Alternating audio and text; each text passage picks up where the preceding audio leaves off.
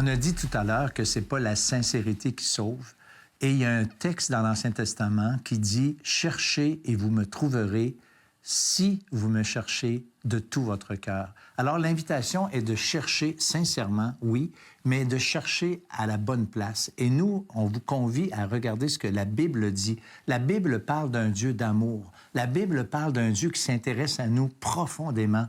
La Bible nous parle d'un Dieu qui a donné son Fils unique tellement il nous aimait.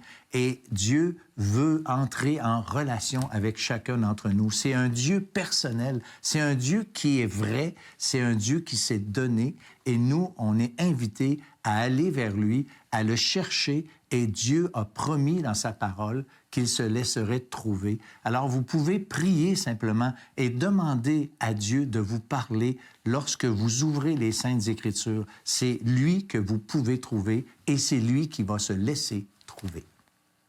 Vous avez des questions ou des commentaires sur ce que vous venez d'entendre? Contactez-nous par téléphone ou réagissez sur les médias sociaux.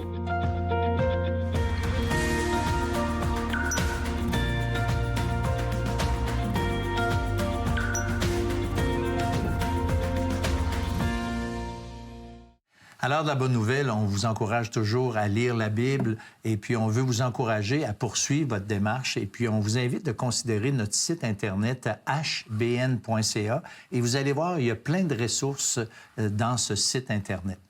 Le site web de l'Heure de la Bonne Nouvelle vous permet de revoir les émissions de la série en cours et de visionner celles des années précédentes. Dans la section Liens utiles, nous identifions plusieurs liens Internet donnant accès à du contenu évangélique de qualité sur le web. On y retrouve une tonne de moyens concrets pour vous aider à poursuivre et enrichir vos réflexions. Dans la section Restons en contact, nous vous proposons 2 manières faciles pour entrer en contact avec nous, soit le Perron d'Église et les groupes de discussion Je suis deuxième.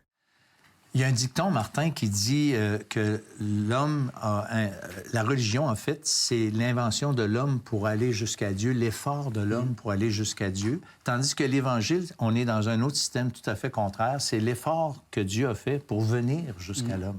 Bien, la religion, écoute, j'ai pas fait le tour de toutes les religions dans le monde, mais la majorité des religions que j'ai lues, que je connais un peu, c'est vraiment cette idée-là d'effort, parce qu'on veut plaire à l'être suprême, on veut gagner son ciel. Mais la question, c'est, est-ce que j'en ai fait assez? On ne sait jamais si on en a fait assez.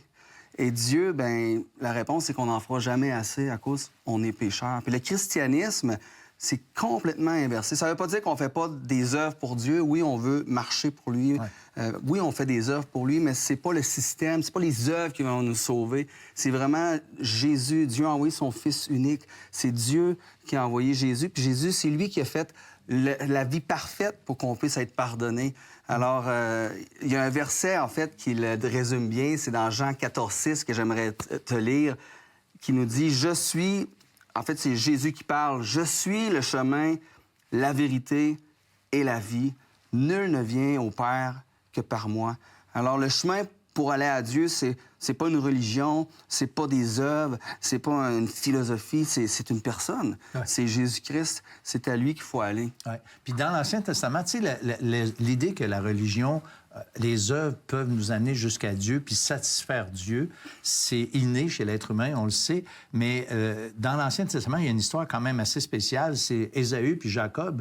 Et Jacob a fait un coup, en tout cas, je sais pas comment le dire, mais un mauvais coup à Ésaü, son frère. Il a volé carrément son droit d'aînesse, son héritage. Et puis Ésaü était fâché contre Jacob et il était parti. Ça faisait 20 ans qu'il l'avait pas vu. Et finalement, Jacob entend dire que Ésaü revient. Puis là, Jacob a peur parce que tu comprends, il a peur qu'il se fasse tuer parce qu'il avait promis qu'il le tuerait. Tu sais. Puis finalement, il envoie des cadeaux.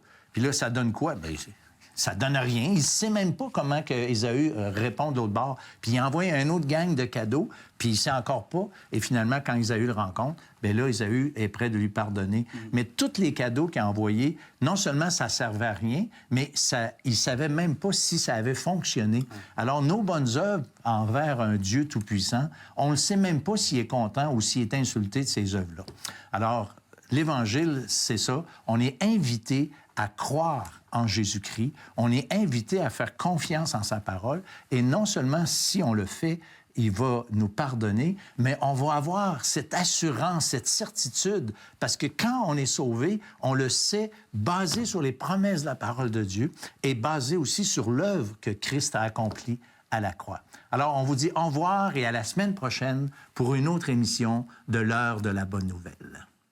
Il y a un argument classique contre la Bible, c'est « Vous autres, les chrétiens, là, on pourrait bien la fermer, la Bible, vous y croyez avant même de l'avoir ouverte. » Je crois qu'il y a beaucoup de gens qui ont ouvert les Écritures et qui, du premier coup, ont eu de la difficulté et ont fermé ce livre-là comme étant un petit peu obscur, sombre et difficile d'accès.